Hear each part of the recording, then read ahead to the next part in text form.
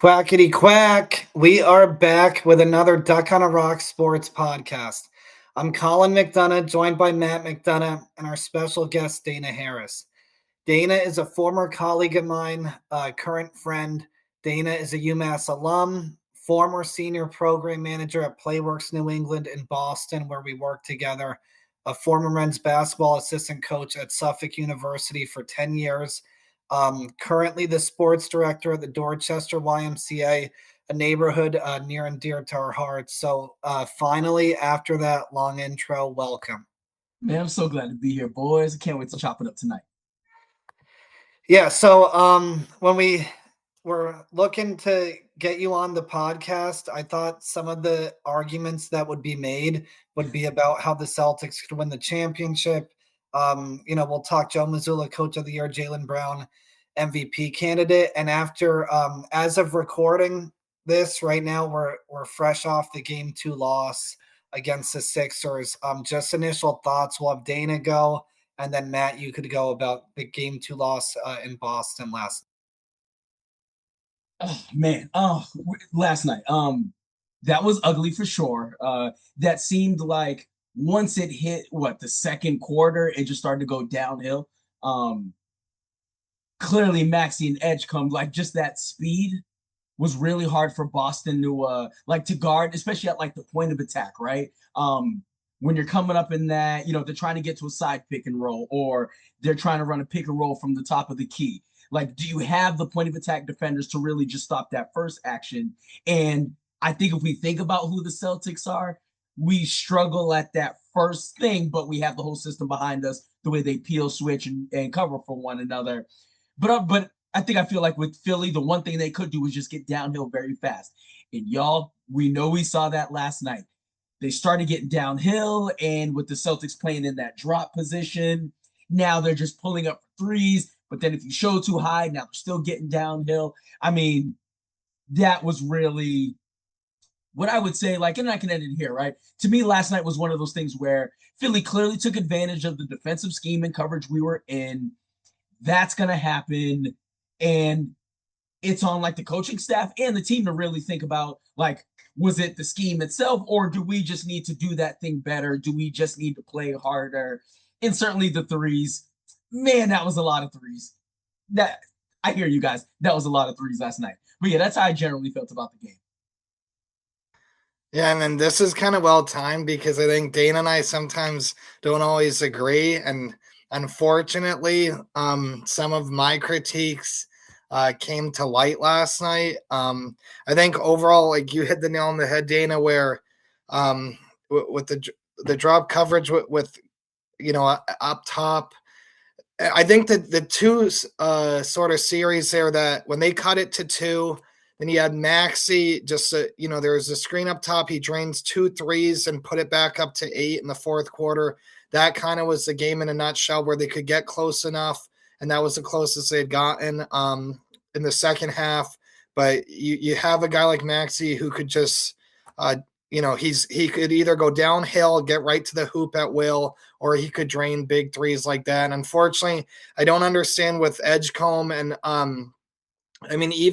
Edgecombe's better than like an Oubre, but Oubre has, no matter the jersey, killed the Celtics.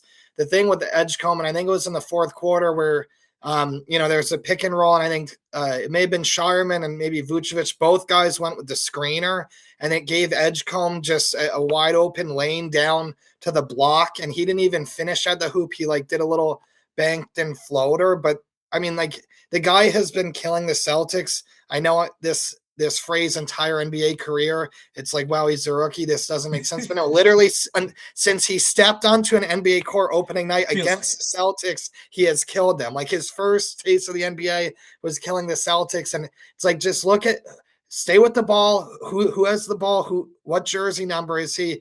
Like, don't let those two guys kill you. Let Oubre kill you in the corner like he has with other teams as well as the Sixers. So it is disappointing.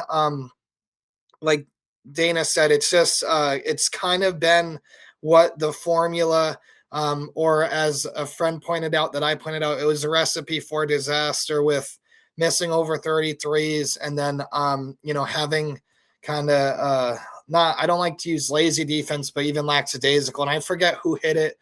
There was a lefty. I think they ran a double team at George late in the shot clock in the fourth.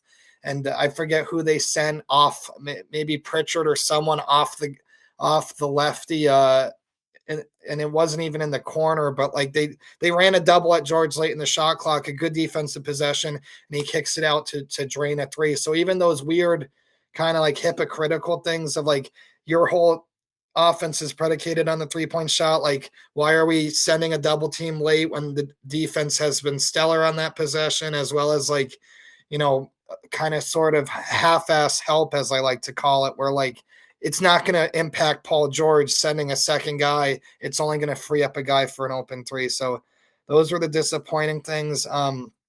To keep this long-winded thing going, to throw a little tangent in there, I would like to apologize last podcast for my audio. I am sitting next to our Comcast Xfinity modem at home right now. So my audio was very shoddy. I believe I am on a list with Comcast Xfinity for the amount of times I've called to complain. So I don't believe they'd ever be a sponsor.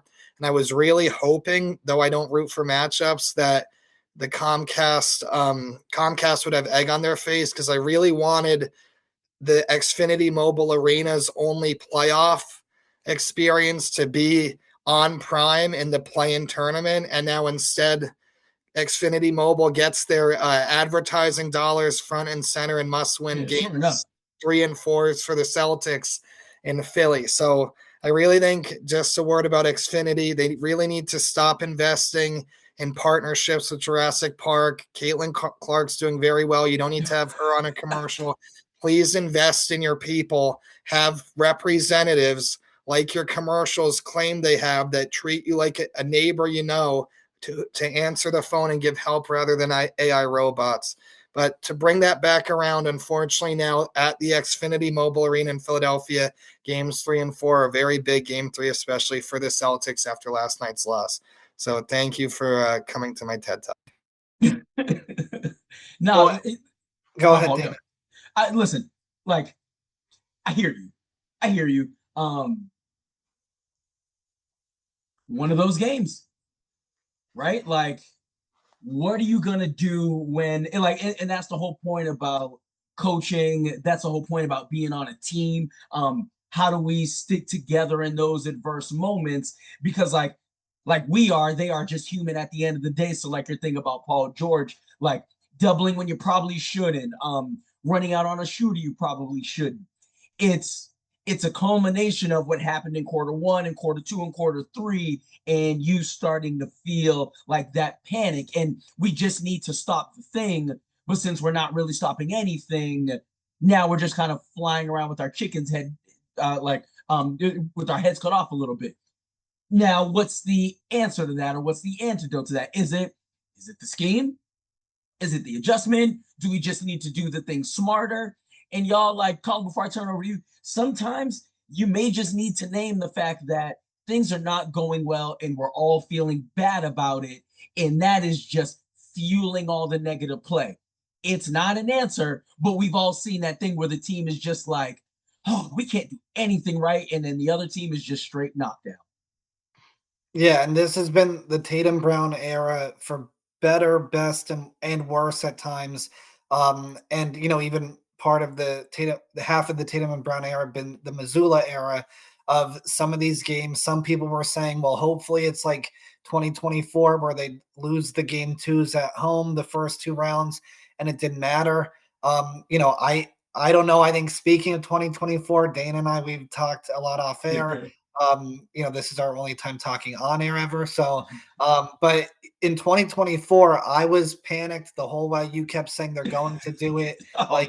They're going to do it. And then, like I said a little in the opening, going into the Sixers series, I had a belief the Celtics could win the championship, but I was worried about this series based on some of the regular season matchups, some of the players in rotation getting playoff minutes now, the stage, etc. And then, Dana, you weren't worried about this series, but then you also, on the flip side, said they can't win the championship. And now I don't know what to think after these first 2 games. Even in general, the NBA playoffs has been a little, it's actually supposed to be like this. It's probably better for the league when it is like this, even if it's, I'd rather it be better for all the other series. And of course, the Lakers are up 2-0, and that was just, I went to bed last night, but waking up to that, I was like, this is, can it get any worse? And Doncic will be coming back. And we had some conspiracy theories lined up for the Knicks or Lakers at the start of the year, and we put them on ice. But hopefully, both those teams, champagne, remain on ice as well. But as far as not just the Celtics, any thoughts about just in general the first few days of the NBA play? Oh yeah, man. First of all, Orlando going into Detroit and knocking out game one. Crazy. Listen, I'll just raise my own hand. I was the Celtics fan who did not want any part of Orlando again. A team that big and physical, and regardless of what it seems like they were going through in the regular season, it's a long season and humans are human. In a 7-game series where one team can scout you and they're that big and physical, like, trust me, I wanted no parts of that 2 years in a row. I was all set. So I'm glad it happened to Detroit. And the other thing you said, I think, was just really instructive about being present and in the moment. And I would argue, like, yes, I don't ever want to see the Celtics lose. I want to see 16-0 through the playoffs. But the fact that, aside from Lakers and Rockets, like, and then Thunder Suns, these series are 1-1, like, to me, that's a great thing. One, we're basketball fans and we always want to root for more basketball. But then it also goes to show, like, for me, like, the quality of play and the quality of coaching, and like that goes into the behind the scenes work of scouting the other team, knowing what they do well, trying to take that away. So, like, to me, like, is it always the highest quality, the most entertaining aesthetically? No, maybe not, but there's some good basketball going on, and that's all we really want to see as fans, right? We just want to see them battle to the death and see who comes out in the end. Now, me, Colin and Matt, I happen to believe that even if they get to the finals, I don't think the Celtics quite have what it takes. And as we always talk about, I just found this year, like, we're going to get a lot of information about this year's team that'll inform this next generation of Celtics teams. So to me, this is all a plus. Yeah, I agree, Dana. Like you are right where we do have to look at it as gravy. If you those listen to our first Celtics podcast that we were completely wrong about on so many levels, which is fine. Like, I'm glad to have been wrong about how the season turned out. It was an early reaction and an overboard reaction, reflective of how sports takes are supposedly meant to be nowadays. But they looked, starting 0-3 or 1-3, whatever it was, did not look good. It did not have a good feel. And I do think that's what I have to kind of separate as a fan is, okay, this is gravy. But then as soon as the ball's tipped, they are still the 2 seed. They are, still a good, really good team. They are fully healthy with this team. I know there's banged up, some are guys banged up. Brown was banged up at the end. Vucevic is coming back from an injury. Obviously, Tatum clearly is going to have an adjustment period still, for a while. So it's all of that is relative. And I do think there should be a level of enjoyment. It is just still frustrating losing at home. And they've done this for years, like the same way, missing too many threes and then losing the home court. What I will say, like Colin, you did say, it is, the league loves long series. Obviously, it's better for the parity element of teams not holding the home court as much. I mean, in 2008, you had the Celtics not winning a road playoff game until the conference finals. And home court felt like home court back then. Like, it would be rare. It would really kind of, at least I guess selective memory, when you had a home game, you had to win it. And if you stole a home game, road win, that was huge. And that would flip the series on the head. Now there's a lot more road wins just in the first 2 games of the series, except for the Lakers, which Marcus Smart 5 for 7 from 3. And he had, 25 points on 13 shots. He went from a volume shooter we had to be patient with on the Celtics to now the most efficient shooter ever in purple and gold. So that's just, little bit of a frustrating piece to see out in LA. But the Celtics have one in Philly. They have done this, like Colin said. They're not as good as 2024, obviously, but that was par for the course in 2024. They were a road team. And they've been road teams even in the years where they haven't made the finals or won it. So there still should be a big level of confidence because this core, so to speak, of Tatum and Brown have won road playoff games and they've won in Philadelphia. And this is how the league is now. You have, a coach who's an interim coach that the Blazers owner doesn't want to pay more than $1 million winning in San Antonio. You have the Magic, as you said, Dana, going into the 1 seed Detroit and winning game 1. And I do agree with you where I don't love rooting for matchups, as I said before, but feisty Orlando, the Magic being healthy are a scary team and they have no fear. So last year they out toughed the Celtics in a lot of ways and banged them up and didn't care. So seeing them do that to Detroit was not shocking. And weirdly, although the Sixers had a much better record with Embiid during the season, I think it's still a tough matchup for the Celtics because you have the Maxis and Edgecombs of the world who are similarly fearless and, as you said, very fast and aren't scared to go into Boston clearly either. So it makes for a more exciting product, more volatility and what's the expectation game to game. And it does make the NBA playoffs more exciting as a whole. Obviously, as Celtic fans, we would love to see, the series start with the first road win being the Celtics win in Philadelphia, but that didn't happen. And now they have to go to Philly and take it to them. And I don't know if you saw this, Dana and Matt. I don't know if you want to address it further. I think the one other aspect of this, and we do have some Knicks listeners, maybe some Lakers listeners, and obviously we fear them as teams, but even just every team is good in the NBA playoffs. And I think, after the Knicks lost to the Hawks the other night, there was a couple Celtics beat writers tweeting and even like Caleb Burton on NBC Sports Boston. Like, it's just because the Celtics won game 1 by 32 points didn't mean anything, because even as Celtics fans, since really maybe 2022, if you want to kind of start the era where Tatum and Brown have fully been the leaders of the team, they would lose home games, win road games. The NBA playoffs, like Matt said, they are kind of maybe a little less predictable at times. Matt, did you want to address anything about? I think it was I'm not sure how to pronounce names, but like Noah Dalzell or Dalzell, John Corrales, tweeting about how, when the Knicks lose, they tweeted that, well, if the backup Celtics didn't beat the Magic, they would have had a different matchup. Like, losing game 2 at home means the series is over. If you want to tweet that, if the Hawks beat the Knicks, and to say, well, matchups are everything, well, maybe tweet it. But at the same time, if any of these games since October have gone differently, then there would be different matchups. If the play-in went differently, there'd be different matchups. I looked at it almost as like, and I know they're not fans, they're beat writers, and I have read and listened to some of their stuff. Caleb Byrne, obviously, we watch all the time on NBC Sports Boston. They're good, but it's weird to like almost like the Celtics are up 1-0. That they've won one championship in 18 years, right? If they've won 5 in a row and you want to jinx them or just then do it. I don't, at that point, I'll be so happy that if they had 23 championships.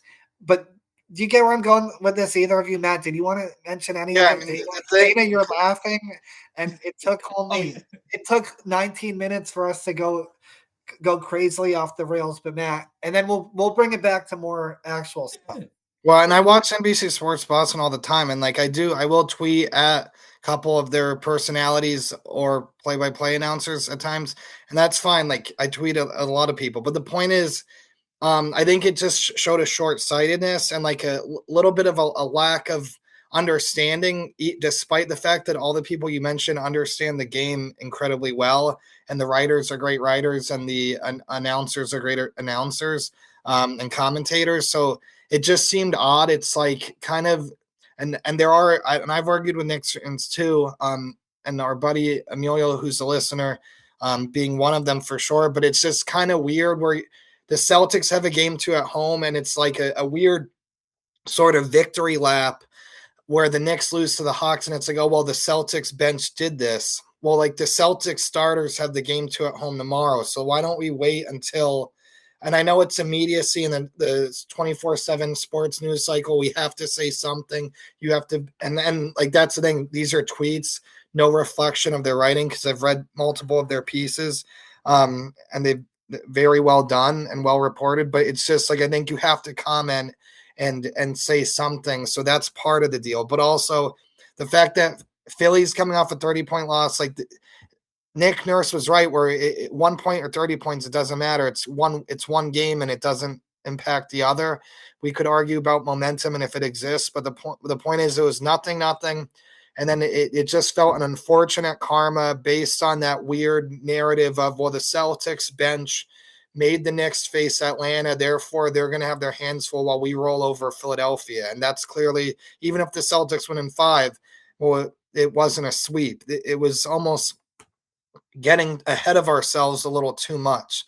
And then even as you said, Call, with like, well, Orlando now had to go here. Well, they beat Detroit. So like, if the Celtics bench lost, and who all these teams have now won a road game, the Sixers, the Hawks, and the Magic. So they're all tough. The Eastern Conference, everyone had 1 through 10 had a winning record. Like the Hornets, who aren't playing right now, were incredibly feisty. So it's not as though these matchups are perfect. And I think the concern I have is facing the Knicks again. The Celtics, despite last year, the Knicks flipping it on their head after going winless against the Celtics during the regular season, the Celtics did not play well against the Knicks this year. So, like, I wish they would have been able to sweep the Sixers.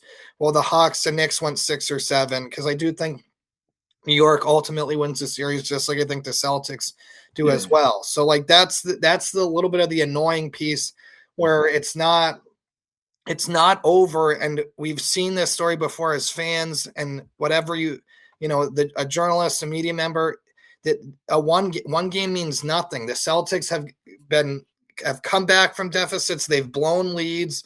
They do this all the time. They lose at home. They win on the road. They let a series go, like Atlanta in 08, go to 7 against the 8 seed. They take a team deep that they probably shouldn't. Like we've seen it all. So like, I don't think we need to give premature commentary and possibly jinx or give unfortunate karma back to the team. And I think that is ultimately what happened. But again, they have to say something. They're paid to tweet. Yeah. And I think that was the commentary. So Dana, why don't you cut me off and get me stop? No, stop man, it's fine. Like, it's fine because you guys already said it. It's the immediacy of the conjecture and the tweets, or the text messages that Colin and I share where we're cursing all nonstop. And what are you going to do? Like, you're going to protect your team. You're going to talk about the other one, especially you just being the Knicks. Like, we're always going to talk trash. And the important thing to keep in mind, and like, it's going to be literal. I'm not down on Causeway Street. I'm not in, I'm not in their locker room. I'm not in those coaches' meetings. They need to all have a little bit of a reality check, because like, that's why what I said to Colin was, I'm gonna be very annoyed, and I'm gonna have an attitude if we do not sweep them, because I believe that our best is better than their best. And I certainly even believe for this year's squad, the Celtics B level is probably a Sixers A level as far as I'm concerned. So yeah, like, I'm feeling very let down, while also recognizing that, like, the one thing the Sixers can do, absence of shooting, is just get downhill with speed. And if you look at our roster and its construction and how you would use it in terms of like literal minute allocation, our best 8 players were not really equipped to stop that speedy attack. So other teams are allowed to have advantages too. That's also a reason why they're a playoff team. I would say multiple other advantages that last night, man, we just did not take care of. And what are you going to do about that? You can only treat the next game as like, I know one of you said 0-0. It's just a neutral. It just is what it is. And we got to go conquer that game on Friday and get back to doing what we do best. And God, it was a lot of 3-pointers. I know, guys, it was. And what those adjustments are, I don't know if there's an adjustment because then you talk about shot quality, but is shot quality winning you the game in front of you? Fellas, I agree. No, the shot quality only matters at the end of the day when we get into the make or miss thing. Would I really want the process to be differently for the Celtics? Nah, probably not really. I would ask them to do it better. I would ask them to do a little harder, but we are who we are. And all you can do is go play the next game and just do that thing. No, you're right. The threes, you are right, Dana. Like I've grown to tolerate, especially when they go in. Obviously, anyone could, but like I think sometimes last night, even it wasn't necessarily within the flow of the offense. Like right. Some of the three, if they are within the flow of the offense, okay, those are better shots in my opinion. But I will say, where as you just said, I don't know if it would matter because they missed poorly, and I love Derek White. I loved White, obviously. One of the best players in the NBA to watch, and he's missed he's had a tough year shooting, which is an understatement. He still impacts the game positively at every turn, but he had an incredibly tough night. Pritchard didn't make it three, but the misses were bad. Like they were off enough to make you think it just wasn't their night. And weirdly, like you said, the second quarter was when it felt like it turned because obviously they jumped out to the big lead, but the crowd seemed to be taken out of it slightly based on audio of television. As you said, we're not on Causeway Street, but when they gave Brown the technical, like that was a crowd exploding moment of Brown posterize a Brown posterizing dunk, and for Mark Davis to call the technical, despite the fact that they kept going and made a run there, it just kind of made the game. And I think they called like an offensive foul on Tatum or someone the next possession. It just made like a weird game feel of okay, like even when they were up, it's like this might not be that. Like it took the crowd would have been risen to Garden levels, old Boston Garden levels with that streak, but like the technical kind of stymied the crowd and made it, made it a little bit of a pause there. And that's where, I don't know, like who's to say it just was an off night, obviously overall, but it just felt weird after that, despite the fact that they jumped out to like the 16-point lead or 15 points, whatever it was. And sorry, Dana, go ahead and continue. Yeah, and then Colin, before you go, and that's one of those things actually going back to what Colin was saying before, like where I'm at as and I'm not putting myself on a pedestal against anyone else, where I'm at as a basketball fan, going back to Colin's point, like Celtics had a rough go, but you know what? There's 7 other series going on, right? And where can we find, the joy in that and just the high quality of basketball? Because the other series, like, I know we're not going to deep dive and that's okay, but like Nuggets Wolves, I hope that one goes 7. Because like we really need to see what the strengths of those teams are and both of those weaknesses, how they counteract each other. Watching what the big men of Minnesota are going to do against Jokic. How do they stop him? How can the Timberwolves?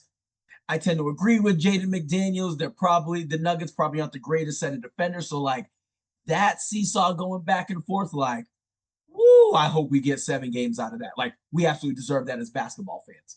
And then we can see the Celtics win in 5. Yeah, and that's because I enjoy the other series going 7 when the Celtics win in 4 and 5. And obviously they still can and should, and I'll take that. But it's definitely more enjoyable when, because like you said, the Timberwolves, it seems like they're always weirdly, they never have home court in the first round. Like they always, I don't know if it's underachieving during the regular season. I like their coach Finch, especially after he went at OKC earlier in the year, but they're like a weirdly good playoff team that it's always something though that hasn't won anything. Yeah, like they'll wake up enough the last couple years to make a little bit of a run or make it interesting, despite the fact that they're not. It doesn't seem like they're higher than a 5 seed.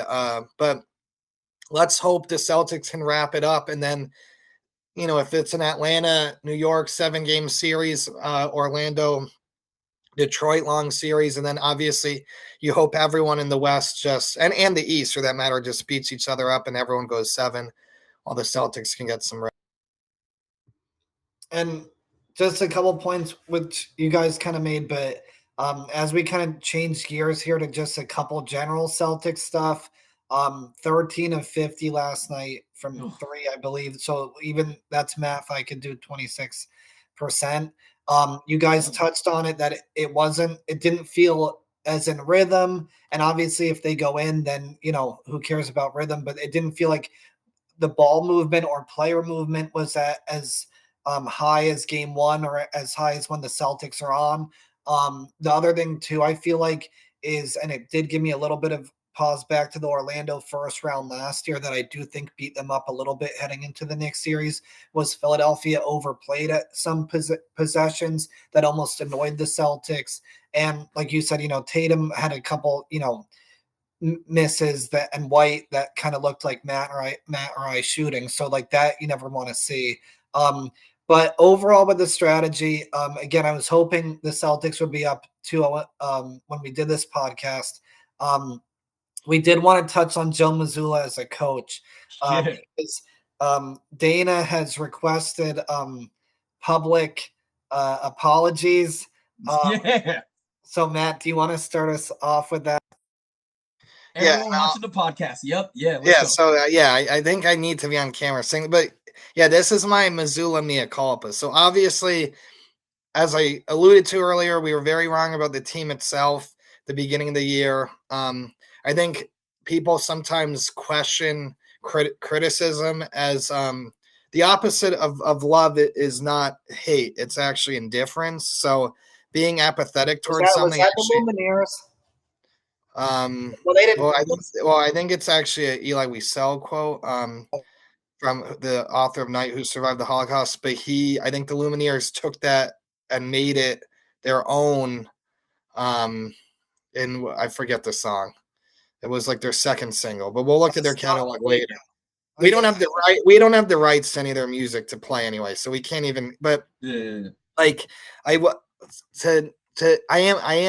I'm wrong about Mazzulla as a coach. I think the main thing a coach needs to do, especially at the NBA level, is push the right buttons. And clearly he's mastered that. His kind of aloof Belichickian way of going about things with the media sometimes. When you win, you could do that. Now that he has a title, he has a little bit more free reign. I did critique that at the beginning but he is who he is. The great thing is he's genuine and authentic.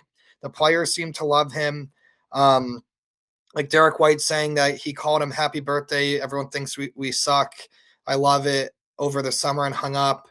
I think this year it has been his masterpiece. Like NBA coaches, especially when you have star-studded teams, you have to manage, get out of the way, make sure it works and you don't ruin it for them. That was 2024 for him. This year, ourselves included, vast underestimations of the team.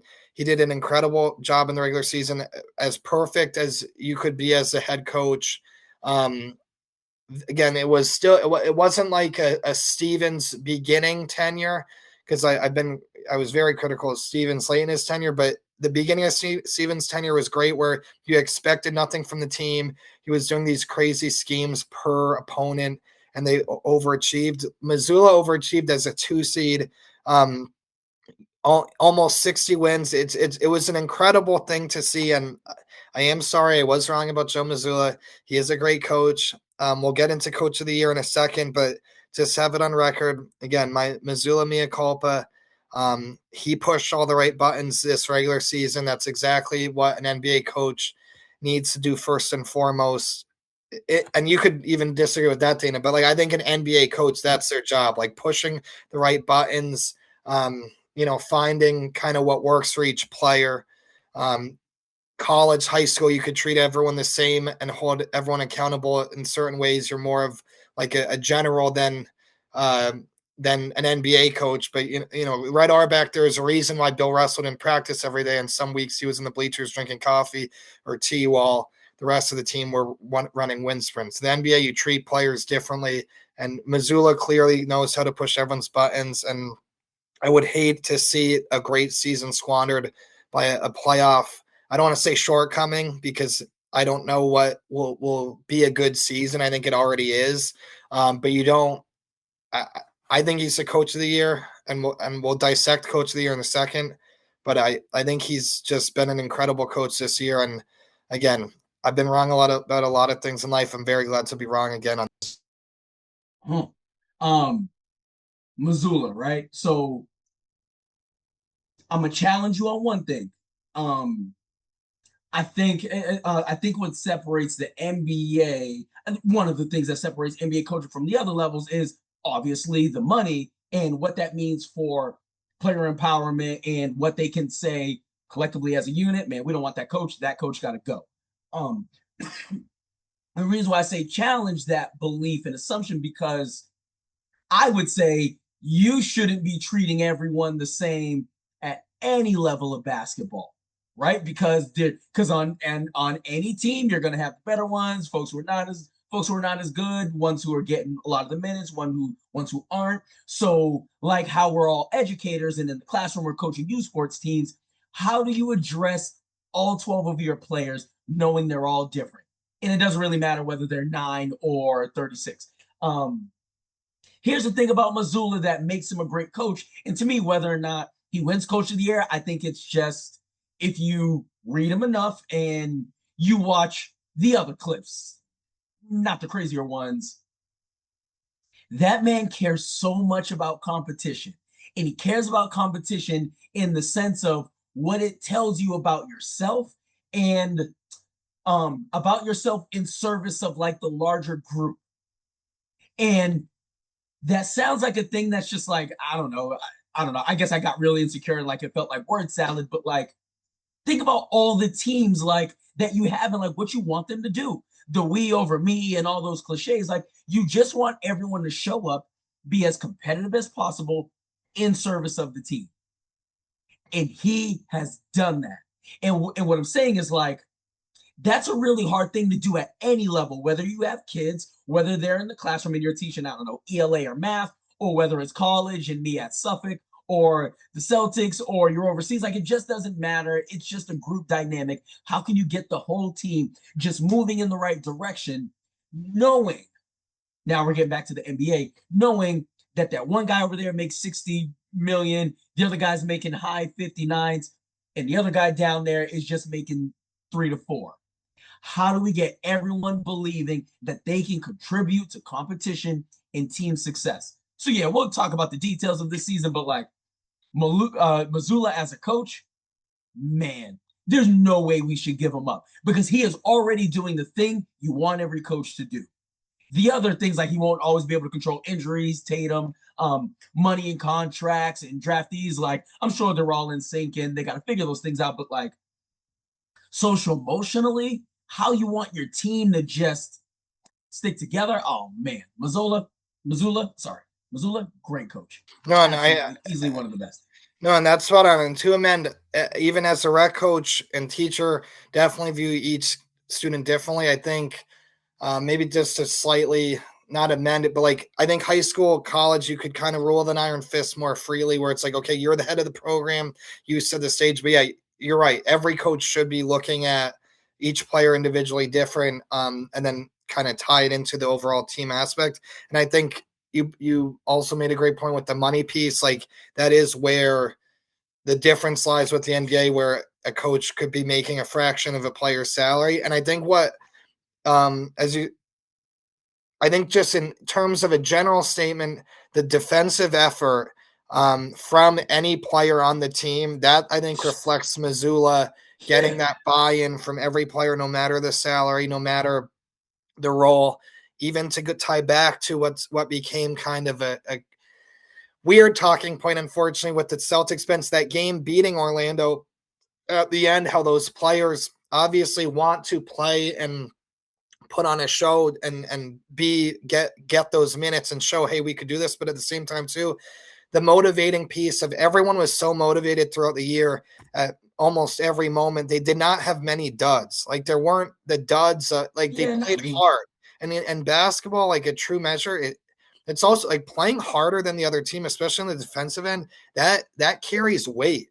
like if you can get your team to buy in to put forth, and I know effort looks different for everybody, but just try your best and play hard, as you said, from age 9 to 36, that does make a difference in basketball.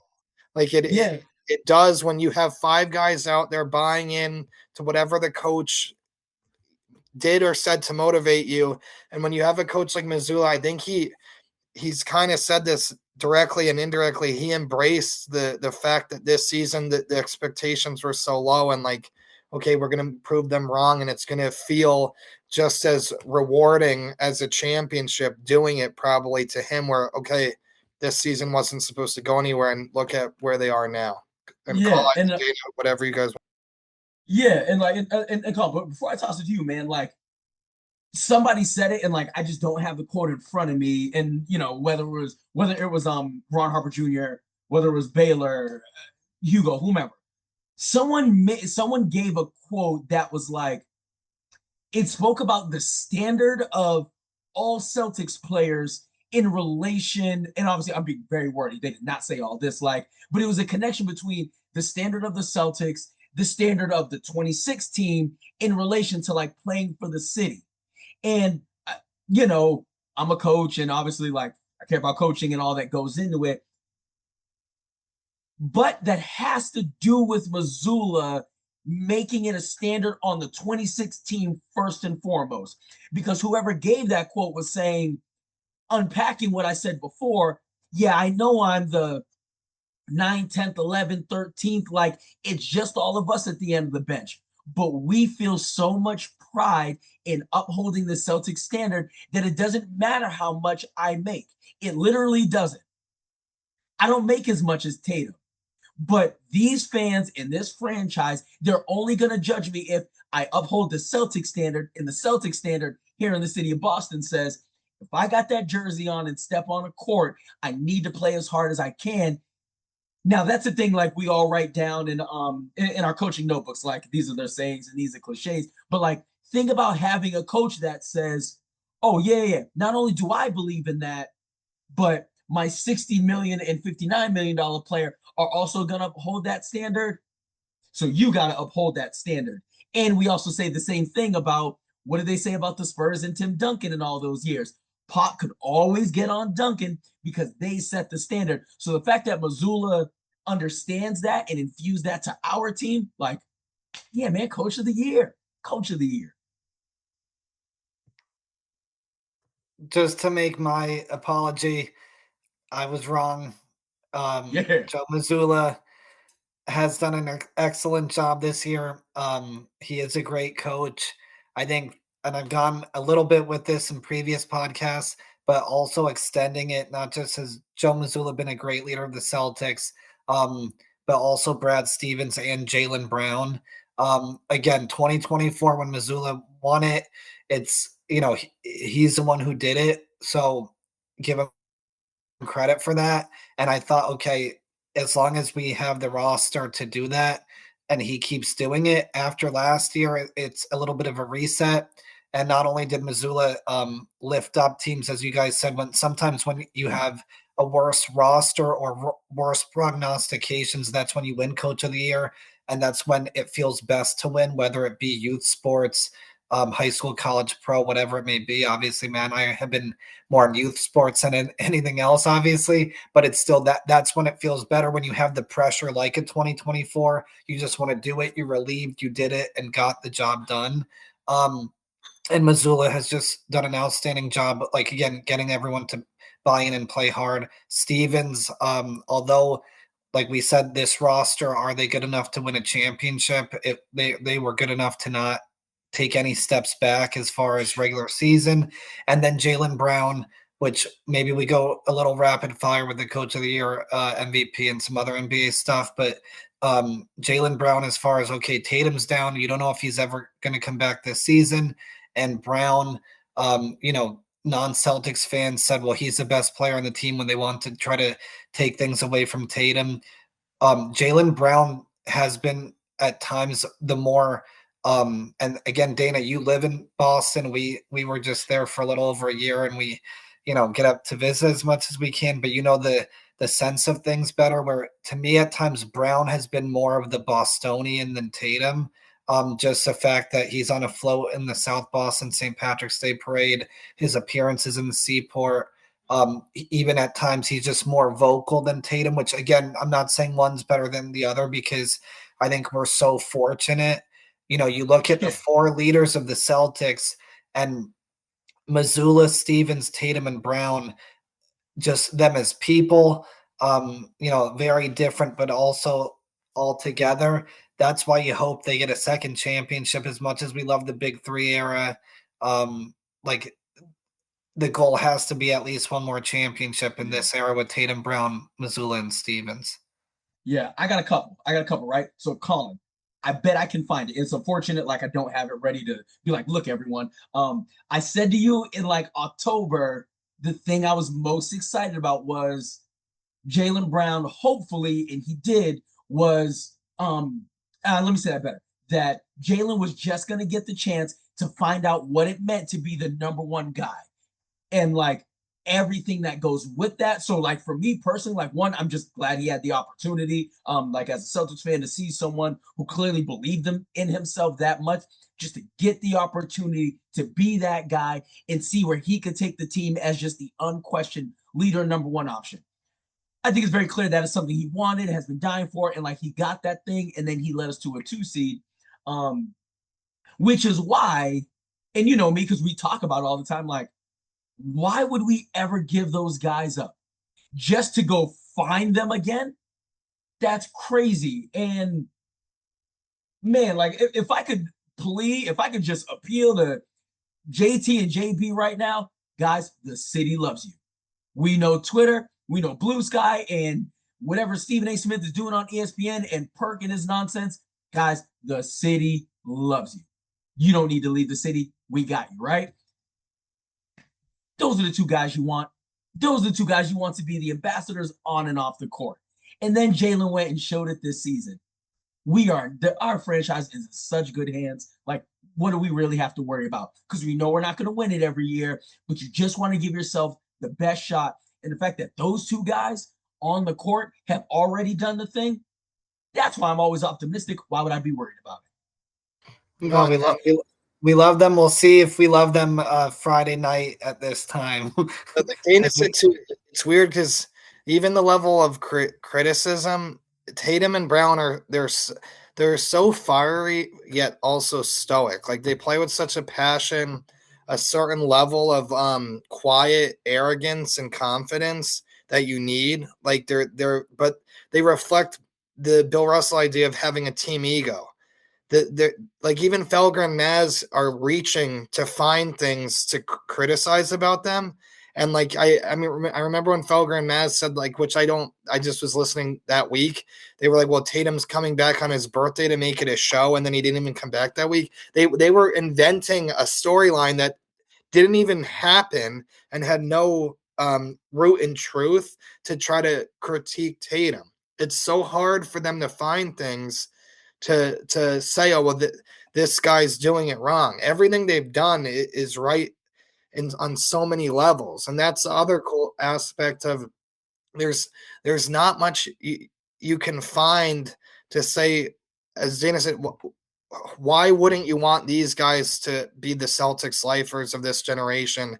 Sorry to cut in. We already had the parade. We already had the parade. Like, we're good guys. So like any question about whether or not, they get along or whether they're meshing and gelling, like I apologize, right? Because I'm not trying to say like everyone has to think about it the way I do, but I would say like, unless you're appealing to the fact that, human beings grow and evolve and relations can end for any number of reasons, unless you're appealing to that human thing, why would you doubt the fact that those two can coexist when we already watched them go down the tugboats on Tremont Street? Yeah. We already got the title, baby. And hopefully, like Hall said, they at least get one more. I hope it's multiple, but you have to start with one more before you get to more. But like it's all the not coexisting things all invented. Like they've never said anything or shown anything, and unless the Grizzlies, and I know my audio sucked last week, but our guest Tim's audio was on point. But we talked a little bit about relocation. Unless the Grizzlies or Pelicans somehow move to St. Louis, I don't think Kansas City will get an expansion team before St. Louis. Tatum does not have any home team to go to, and unless Jaylen Brown in the twilight of his career wants to go play for the Hawks, in his home state, I think there's nowhere for them to go that we have to worry about as long as the ownership takes care of them and they stay healthy enough to kind of justify paying them and keeping them long term. Obviously, Tatum came back so strong from this injury, but knock on wood, don't think about anything like that. But yeah, they're here. Like they're already gonna have their numbers retired. They could retire tomorrow. I mean, hopefully they don't. Hopefully they play. But they could retire tomorrow. And Brown's been here 10 years. Tatum's been here 9. Perennial All-Stars, All-NBAs. Good. They're going in the rafters no matter what. Yeah. And Dana loves talking retired numbers. So. Oh my God. Oh man. I cannot wait until I get to come back graciously. Thank you so much. I already invited myself, and we get to talk retired jerseys. But everyone, thumbs down. We'll come back to that soon. Because I do want to say I did have that prepared previously, and I lost the notes because I do think I could poke a lot of holes in your argument. But I do need, we have to table that. I know, we'll do it. Next time, because we'd have to look at it. Well, I think we're all agreement. Al Horford, no way. Oh yeah, you can't leave the Celtics twice, and for the Sixers once, might I add. But and then it's just Tatum and Brown right now. Well, I still want Ray Allen. Well, yeah, I'm hopeful for Ray Allen, but I don't think it's gonna happen. No, I mean, guys, we got to save the argument. And you can't have me making faces because I love Ray Allen and I did the camp and his son was on my team and all that good stuff. He is a great dude. Got to meet the family. Don't have me on camera saying no to Ray Allen. It's just going to make me look bad. And I love UConn and that guy. Like, we will talk about retired numbers. Yeah. And I'm going to have to hurt some feelings because no, absolutely not. We'll talk about those right after we talk about bringing back UConn UMass, the U game. Oh, man, come on. Yeah, that'll be next time. Yeah, I do want to just say, just let it marinate. Should the Toronto Raptors retire Kawhi Leonard? That's my parting thought, so we could get back on track. But that's I think is the card to play, where that kind of opens up a lot of different avenues. So we'll start the discussion next time with that.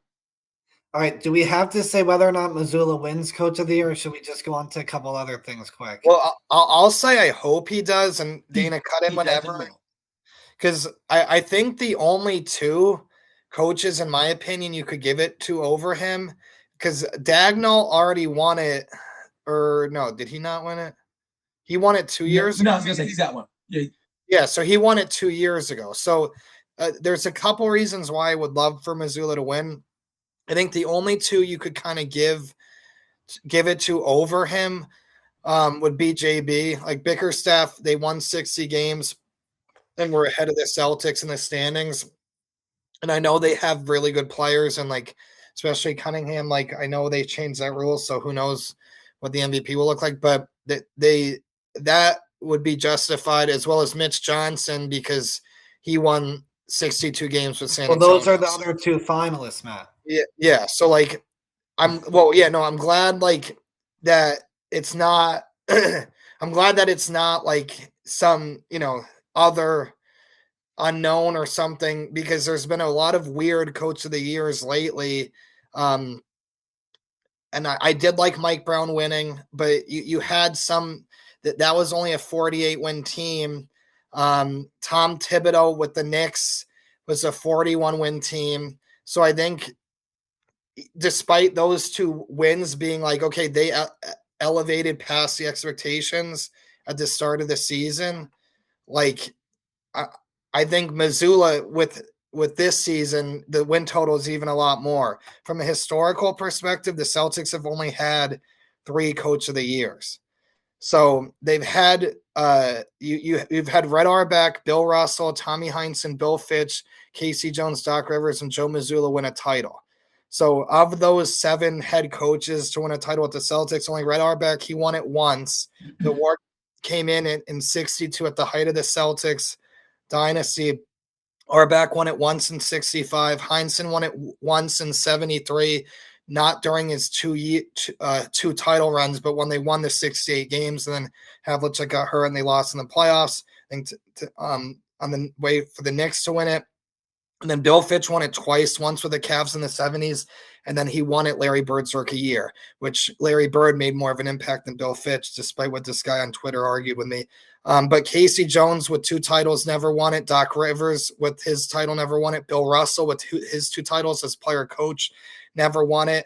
And Joe Mazzulla hasn't won it. So the 3 who have won it and the 4 who haven't, there is a trend there. And Mazzulla would buck that trend, as well as there hasn't been a coach of the year for the Celtics since 1980, and they have had some good seasons. So I think that would be a great award for him, despite the fact that he's gone on record saying he doesn't want to talk about it and he doesn't want it, which is what a coach should say about the award, especially during the end of the regular season onto the playoffs. But I really hope he does win it, just to kind of have the award back to a Celtic head coach and award the seeding and over 55 wins. Like, make it. He didn't do a Thibodeau or a Mike Brown. He made it. He made a team that was supposed to underachieve a lot better. Yeah, listen, my thing with JB is more of a question towards others, voters.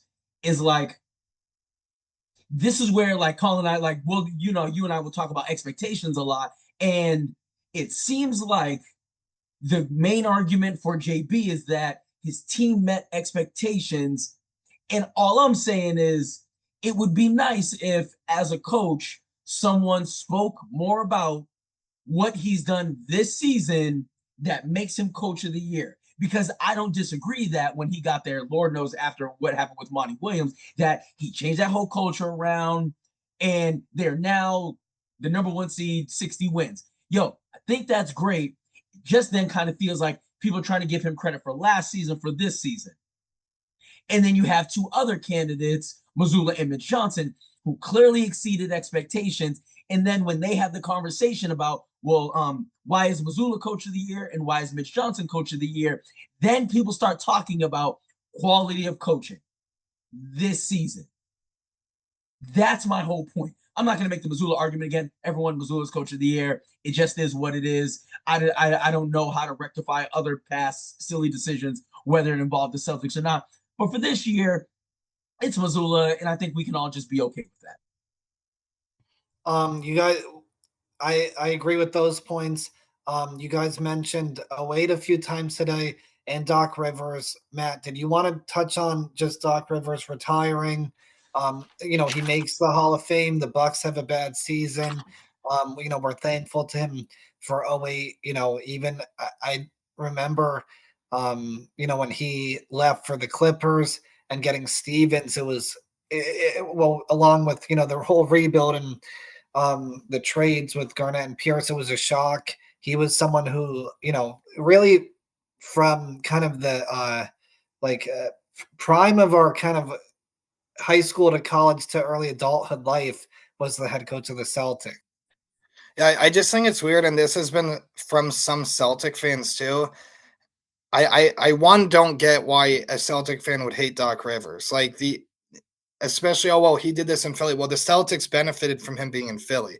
I really wanted him to go to New Orleans instead of Philadelphia, so I wouldn't have to root against him. But the blown leads with the Clippers. Like, I don't get, one, the Celtics getting one of their own into the Hall of Fame should be celebrated. And I think some of the fans on Twitter showing a little immaturity. Then again, I'm a 35-year-old man tweeting at people, so I don't know who's more immature. But he won a title with the Celtics. Like, that to me, and I don't love Kendrick Perkins as an ESPN personality, and even famed UConn alum Dan Orlovsky we've criticized on here for kind of his heel turn. And I think Kendrick Perkins is a completely different guy with that on ESPN than he was NBC Sports Boston, and I wish kind of he was still in the inner circle, but he's kind of ostracized himself with his hot takes on ESPN. But he won a championship with the Celtics. I will always love Kendrick Perkins, the player with the Celtics. Like that starting five healthy, never lost a playoff series. So I think the same needs to be looked at with Doc Rivers. He was here during a lean time, stayed the course, was rewarded with two great trades, bettered the team. And again, I know they didn't win in 2010. That'll forever haunt us. They had a couple close calls with trips to the on the cusp of more trips to the finals, but him winning it that first year was huge. Like there was a lot of pressure. If that didn't work out that first year, Talk that may about not have meeting been, expectations, like you just said. Dave. like yeah, they rose to the expectations, got the title in that first year, 66 wins. They like that wasn't the easiest thing, and the Ubuntu uh, proclamation in Rome, where like that was kind of their rallying call of togetherness, that tied the Scott Pollards, Brian Scalabrinis, and Gabe Pruitt's all the way on up to Rajon Rondo, Paul Pierce, Kevin Garnett, Ray Allen, and Kendrick Perkins. Like, and then you had the James Posey, Zanetti Houses, and PJ Brown signing. Like, he had that team as collective a chemistry as you could possibly have. Like that, and everyone's like, oh well, they milked the one title because they still are close, and there's been rifts. But that should be like it was an accomplishment. Also, going out to dinner with Yeah, it's friends not milking is a not title. milking anything, and posting it on social media. Every normal person Hey, does. that's a little bit. Dana A and little us bit. just talked off camera about how you don't see people as much once he Yeah. gets a certain age. The other thing too about 2010, Matt, is even though they should have and didn't finish it, and that is up there with the Patriots Super Bowl losses to the Giants that I'll never get over. Is that's the year Doc Rivers, I believe, put the money in the ceiling of the Yeah. Staples Center, saying that they'll be back months later in the finals against the Lakers. And again, they didn't meet Banner 19 that year, but they met those expectations of And getting they were like back. the 4 seed. Yeah, Like four he seed. did that, motivating and believing in them despite the season, and everyone put $100 on the ceiling. Their last game at the Staples Center in February, saying the Lakers will be here, will you? And then they're back there. And again, it sucks they couldn't close the book on them in that, what was it, like 83-79? I don't even think about it, but and they, that was a great run, and an exciting run. And I just think the weird thing, what it comes down to, is sixth all time in wins. So if you go through these aren't my top five head coaches of all time. My top three head coaches of all time in NBA history. One is Red Auerbach, two is Bill Russell, and three is Alex Hannum, who coached the St. Louis Hawks and the Philadelphia 76ers. He was the head coach in 1958 when the St. Louis Hawks beat the Celtics in 6 games in the finals, and the head coach of the Philadelphia 76ers in 1967 when they beat the Celtics in 6 games in the Eastern Division Finals. The only coach to beat Bill Russell. 11 of 13 years he won a ring. Alex Hannum was the head coach of the two teams that beat him. That makes him third of all time behind Red Auerbach and behind Bill Russell, obviously. And then obviously Casey Jones is in the fourth spot. That's my rankings. But Mazzulla has a chance there in fifth. But anyway, the first, Greg Popovich, number one Hall of Famer, 5 titles. The second, Lenny Wilkens, Hall of Famer as a coach and player, 9 All-Stars, but only 1 title, 1979 Seattle Supersonics, which for the UConn fans who love to give Calhoun credit for Ollie, I'll give that title then to Bill Russell because he was the coach of the Sonics till 1977 and built that team. That was Lenny Wilkens' 1 title. So he's in the third spot as a Hall of Famer with 1 title. Jerry Sloan's 4, coached the Bulls and Jazz, never won a title. Okay, the 5th spot, Pat Riley, 5 titles, 2 teams. We don't have to talk about that in detail. Those are the only head coaches. And then, sorry, I forgot Don Nelson at number 2. Excuse me. Don Nelson has the most wins, had 5 championships as a player of the Celtics, hit the big shot in the 1969 Game 7 of the NBA Finals, Russell's last game, but he never won a championship as a head coach. So those are the 5 coaches ahead of Doc Rivers in wins. And not all of them have titles as a coach. So, like, how is Rivers not a Hall of Famer based on that when he's 6 and all those guys are in the Hall of Fame as a coach?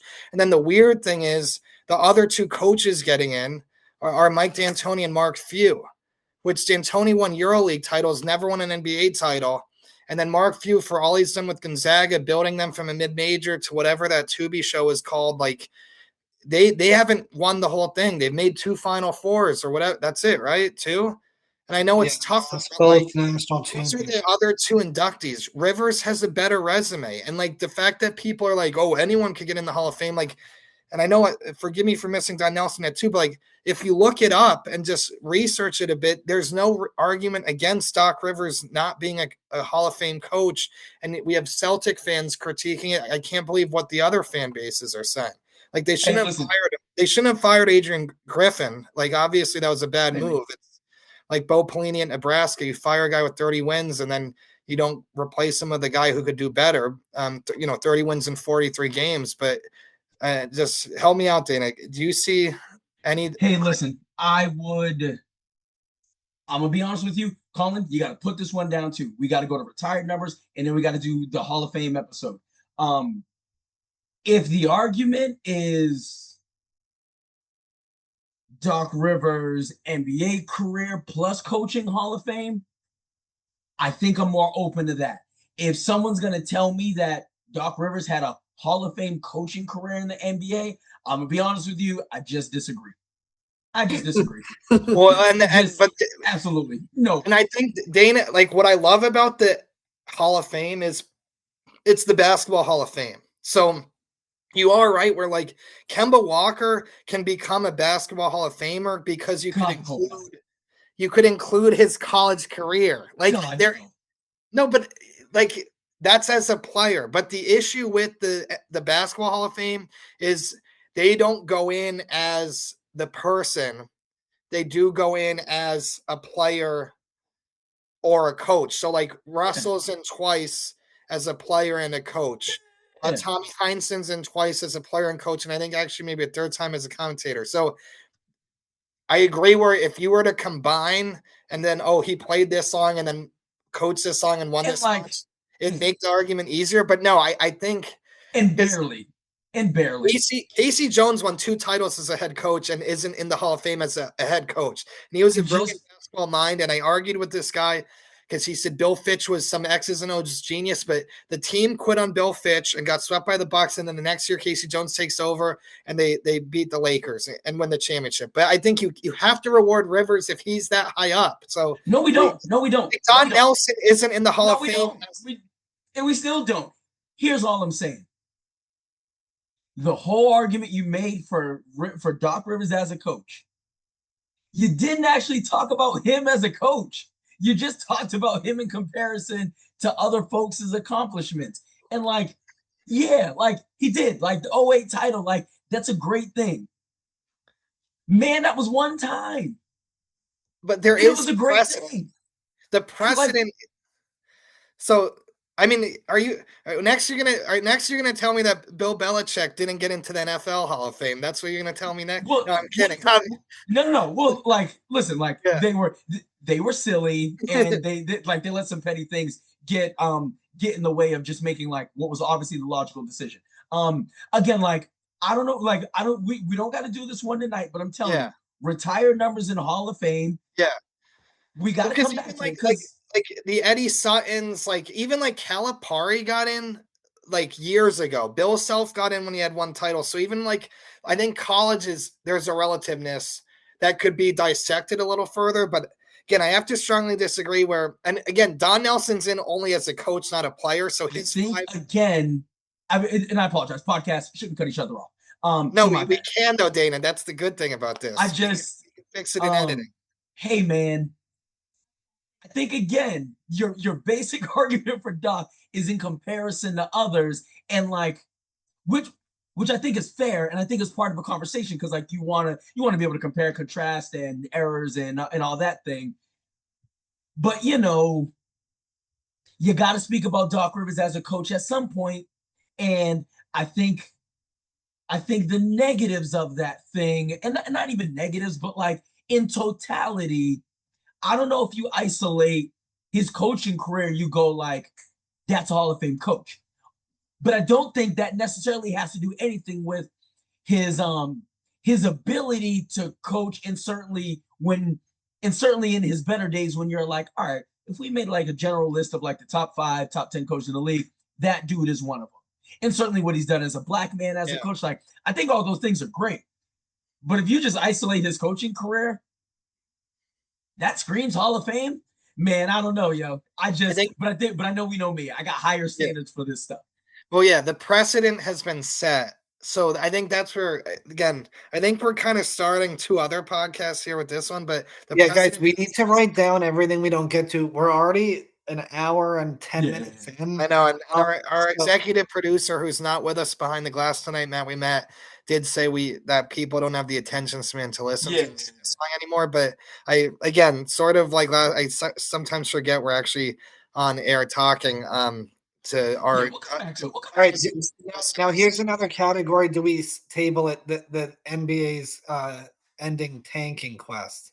Do we table it? Table it. Yeah. Right. So because I do think just the tanking.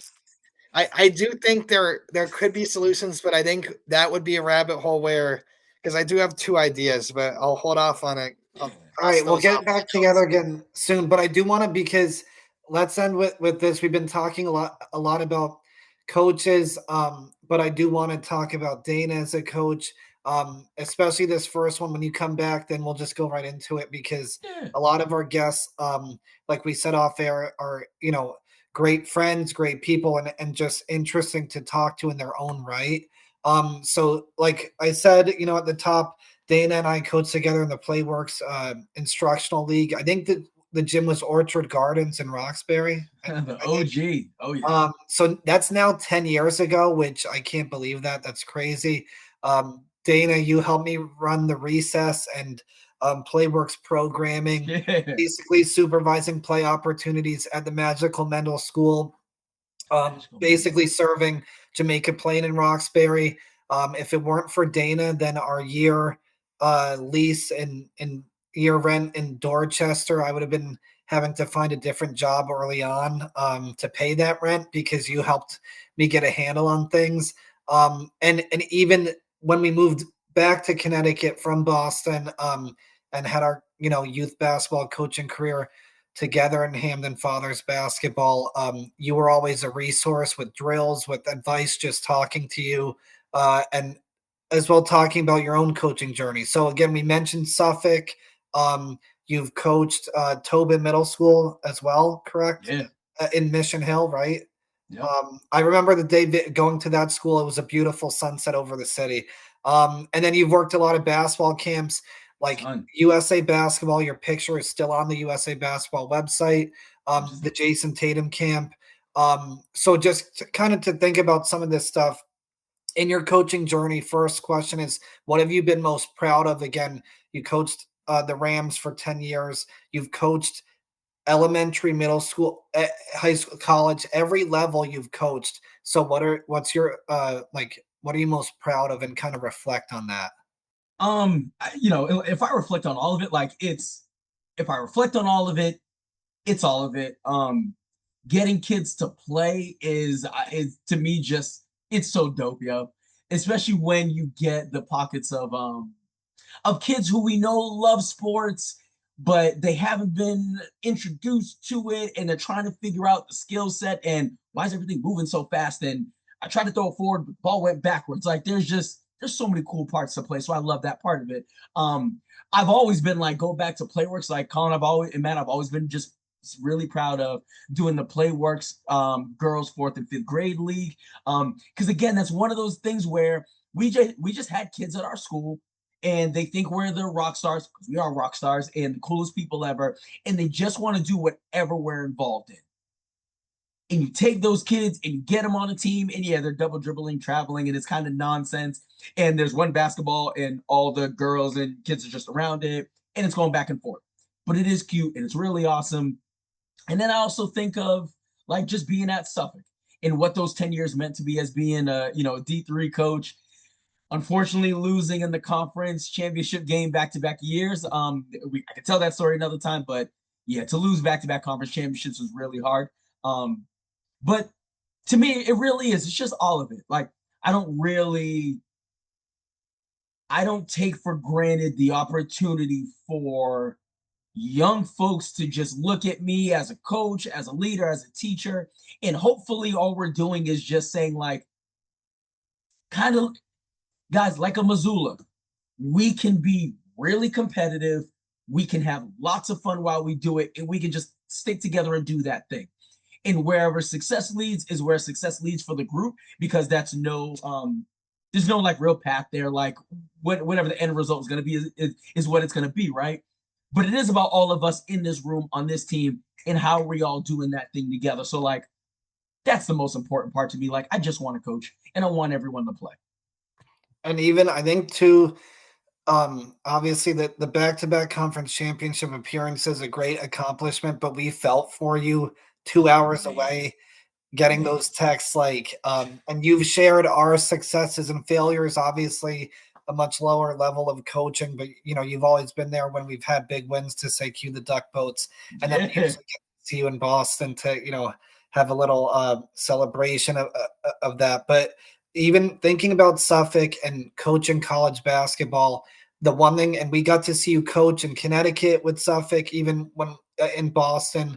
And even then thinking about you coaching, like you said, girls 4th and 5th grade, we each coached our schools, but it was very collaborative, and just the excitement. Even that year, we lived up there, Matt coaching high school girls at City on a Hill in Roxbury, and just even especially for a lot of youth sports, especially girls basketball, being able to teach the game and go through the process, like you said, of competing and having fun. But then at the same time, thinking about you coaching, on the USA Basketball website or coaching college basketball at Suffolk, you're very process oriented, even with a tough loss at the end of a season or a season not reaching what you wanted it to be at times, and this about us as, fans or just, wanting it as coaches or being on teams.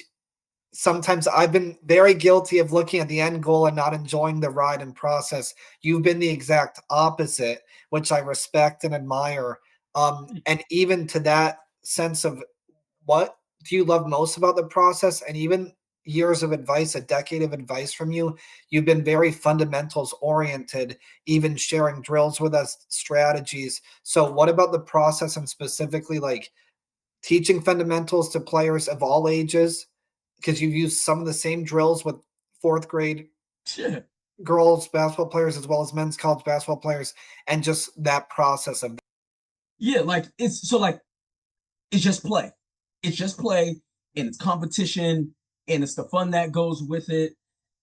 So for me, that process is like, again, so like I said, like, how can I take whatever group is in front of me, and whether that's being at the YMCA now with our after school program, and it's not kids of all ages, but we'll just be literal, like different ability levels as it relates to basketball, whether it's Suffolk men's basketball program, whether it's Snow Valley in Iowa, Jay Billis Camp in Charlotte. Like the best part about it is you give the kids the chance again to literally play, because that's the fun, but then like you have to challenge them to problem solve. And this screen is coming, so how do we navigate that? How do I clear that screen to get to the corner to be shot ready to get that thing off? So we can also we problem solve the physical skills of the game, but we also have to problem solve the social emotional skills of the game. Like, guys, what does it mean to literally give grace to your teammate? Calling, you're open, I'm dribbling, I got my shot right. I could pull up for that mid-range jumper, but you're standing here in the corner and I don't give you the ball because I chose to pull up for that mid-range jumper and you're wide open.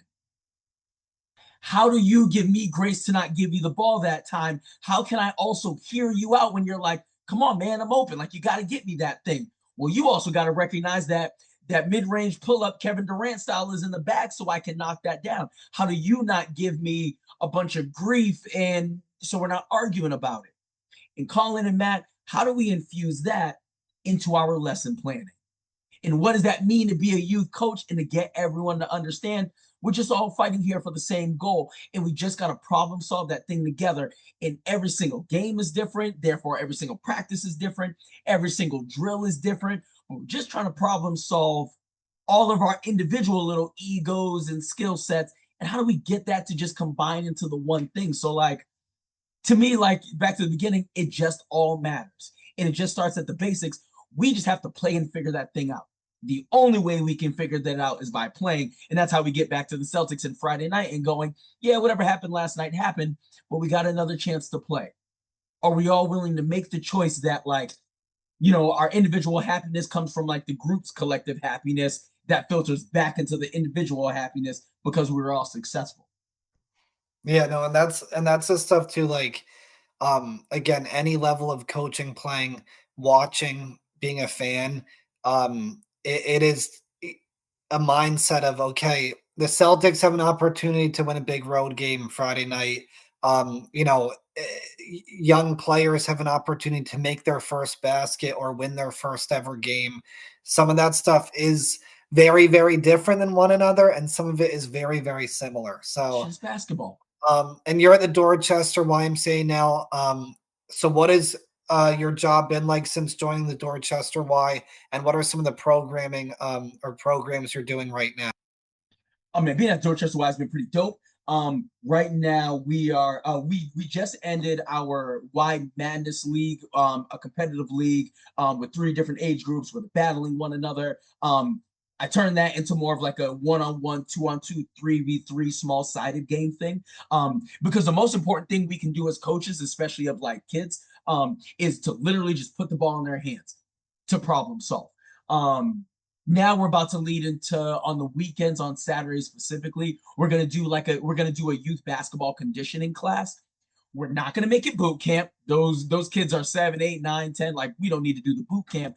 But how do we introduce tag games and different movement modalities to get them to understand, if you need to rise out of the corner to the slot for a shot, can we create tag games and activities that have them running that curved line from the corner to the slot area, and maybe they're running back? Or how are they changing direction on a stop of a dime to go in another direction to mimic the movement we see on a basketball court, right? So we're gonna lead that program on Saturdays, and then for the last like 25 to 30 minutes of class, then we're just gonna play 3v3. Again, how do we go from the movement we need to work on that conditioning to then apply that to 3v3, which we're going to put the ball in your hand and then we're just going to run around and play a lot? And how do we all do that together? So, yeah, our youth basketball conditioning classes on Saturdays are what we're going to do for the next 8 weeks. And I tell y'all, boys, I am excited for that. And we already got parents. We got a bunch of parents signed up already because they know we're about to get on that court and do some work. Like I said, Dana, you have the best mindset. And the other thing too is, I think, does the Dorchester Y, they post some of the videos from Oh, some of yeah. yeah. So it's Yeah. We got a couple of videos from junior Celtics season. yeah, as great. Yeah, Junior Celtics, as great a personality is. You are as a podcast guest, Dana. As a coach, to see it is to believe it, and on video or in person. It's a great thing to watch Coach D work. We are, apologies to Matt. We met. He said to go shorter, and I think we've already surpassed what Matt and Tim Fondalt went last episode. And the other thing, Dana, is we didn't even touch on WNBA. Like, we need to kind of I can't break wait to up. talk to W. Yeah, we gotta just break up, like, maybe it could be I've been 6 taking episodes notes. special. Yeah, I So, think we just have to do like singular episodes. I mean, this is all practice. If someone's still listening, we're not professionals here in terms of podcasting, although we are We just talking hoops. professionals in life. yeah, we're still looking for the sponsor. I forgot to mention that, but Right. basically, um, any last thoughts from either of you? And then Matt, if you want to sign off, Dana, thank you. Everyone No, of else, course, man. No. Listen, I was gonna say, listen, like, appreciate you guys having me on. Like, watching you guys from afar, literally, Connecticut, Massachusetts.